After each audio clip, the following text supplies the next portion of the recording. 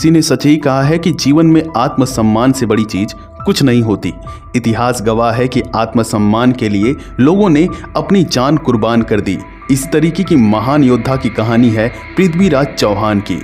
गजनी का सुल्तान मोहम्मद गौरी भारत पर 15 बार आक्रमण कर चुका था, लेकिन 15 बार हार चुका था। गौरी चाहता था कि गजनी सोने की चिड़िया बने, जिस तरह भारत सोने की चिड़िया है। इसीलिए वह दिल्ली को लूटना चाहता था, क्योंकि दिल्ली में अनगिनत खजाना था। लेकिन दिल्ली पर सर्वगुण संपन्न महायोद्धा पृथ्वीराज चौहान का शासन था। मोहम्मद गौरी ने अपने सेनापति से कहा कि हम दिल्ली पर आक्रमण करेंगे। तभी उनका सेनापति कहा, महाराज, दिल्ली के शासक पृथ्वीराज चौहान कुशल योद्धा हैं, हम पराजित हो जाएंगे। लेकिन मोहम्मद गौरी नहीं मानता है, आक्रमण के लिए तैयारी करने को कहता है। इधर दिल्ली के शासक पृथ्वीराज चौहान के पास गुप्तचरों से खबर पहुंचती है कि मोहम्मद गौरी दिल्ली पर आक्रमण करने की तैयारी कर रहा है।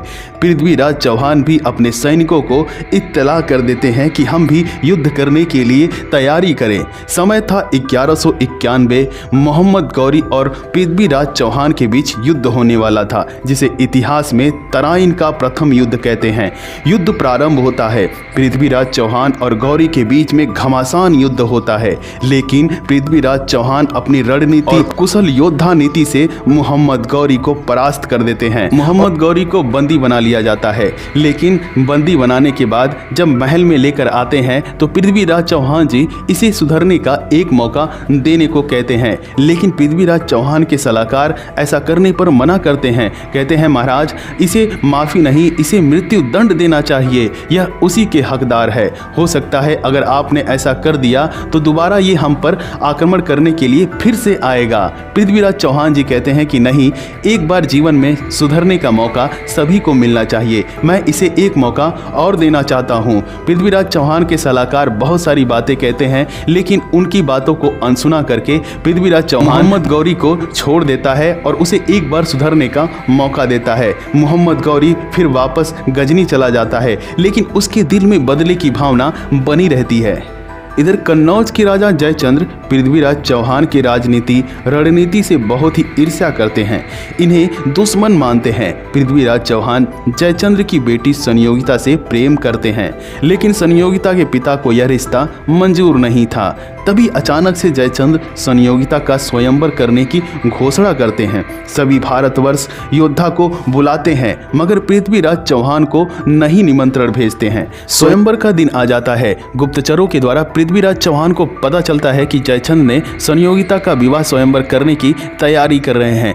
इधर जयचंद्र के दरबार में पूरे भारतवर्ष के योद्धा इकट्ठा हो चुके थे। जयचंद्र ने आदेश दिया अपने दरबारियों को कि पृथ्वीराज चौहान का एक पुतला बनाकर द्वारपाल के रूप में उसे द्वार पर रखवा दिया जाए। संयोगिता विवाह स्वयंवर करने के लिए दरबार में आती है, पर वह पृथ्वीराज चौहान को ढूंढती है, पर संयोगिता को पृथ्वीराज चौहान नहीं दिखते हैं। तभी संयोगिता की नजर पृथ्वीराज चौहान के पुतले पर पड़ती है और वह पुतले को माला डाल देती है। तभी पृथ्वीराज चौहान अपने घोड़े पर सवार होकर दरबार में पहुंच जाते हैं और कहते हैं, संयोगिता ने मेरे पुतले में माला डाली है, इसलिए यह मेरी हुई। अगर किसी की हिम्मत है तो मुझे रोक कर दिखाए। पृथ्वीराज चौहान अपने घोड़े पर संयोगिता को बिठाकर जयचंद्र यानी संयोगिता के पिता के सामने ही लेकर चले जाते हैं। जयचंद्र इस वजह से पृथ्वीराज चौहान से बदला लेने की मन में ठान लेते हैं। तब जयचंद्र मोहम्मद गौरी से मिलने गजनी जाते हैं और उससे मित्रता कर लेते हैं और पृथ्वीराज चौहान से युद्ध करने का प्रस्ताव रखते हैं और कहते हैं, मोहम्मद गौरी,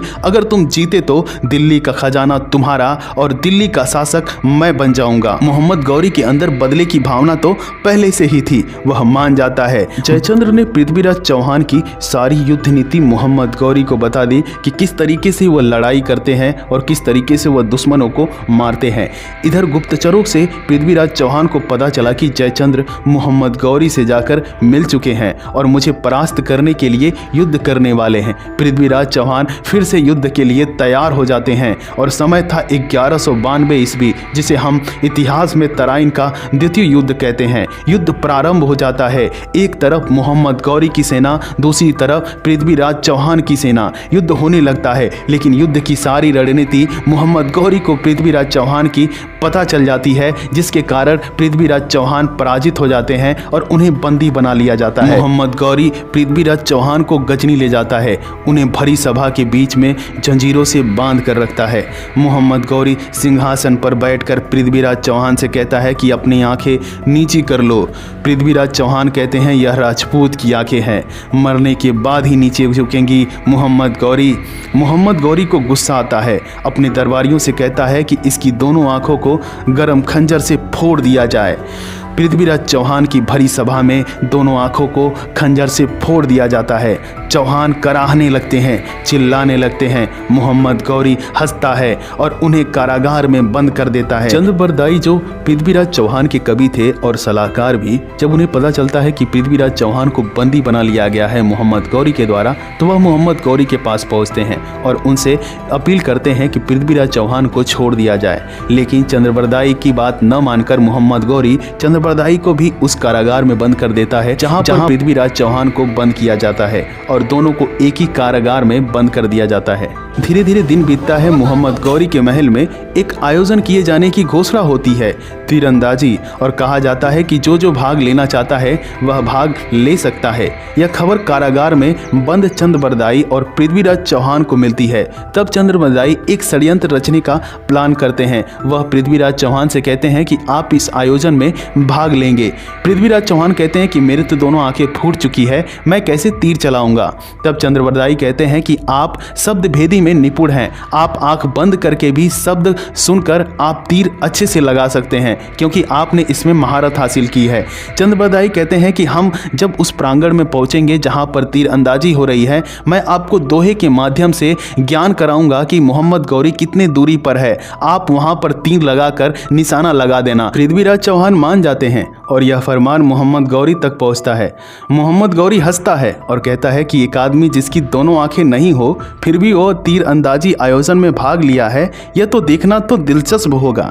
तीरंदाजी का आयोजन शुरू हो जाता है। पृथ्वीराज चौहान की बारी आती है। तब पृथ्वीराज चौहान के कवि चंद्रबरदाई श्लोक के माध्यम से बताते हैं कि 4 बास 24 गज, अंगुल अष्ट प्रमाण, ताऊ पर सुल्तान है, मत चूको चौहान। पृथ्वीराज चौहान तीर निशाना साध कर छोड़ देते हैं और सीधे मोहम्मद गौरी के सीने में जाकर लगता है और कवि चंद्रबरदाई अपना खंजर निकालकर पृथ्वीराज चौहान के सीने में मारते हैं और फिर अपने आप को मार लेते हैं। मरते समय कहते हैं कि इन दुश्मनों के हाथों मरने से अच्छा है अपने हाथों मरना ही सही है, यही हमारा आत्मसम्मान है। दोस्तों, पृथ्वीराज चौहान अपने आत्मसम्मान के लिए खुद अपने मित्र के हाथों मरना पसंद किए। इसलिए कहा जाता है कि जीवन में सेल्फ रिस्पेक्ट से बड़ी चीज़ कुछ नहीं होती और यह स्टोरी हमें बताती है कि अपने ही अक्सर हमेशा धोखा देते हैं जिसका फ़ायदा दूसरा उठाता है। अगर यह कहानी आपको पसंद आए तो वीडियो को लाइक करिएगा, चैनल को सब्सक्राइब करिएगा। मिलते हैं अगली वीडियो में कुछ नया लेकर, तब तक के लिए जय हिंद, जय भारत।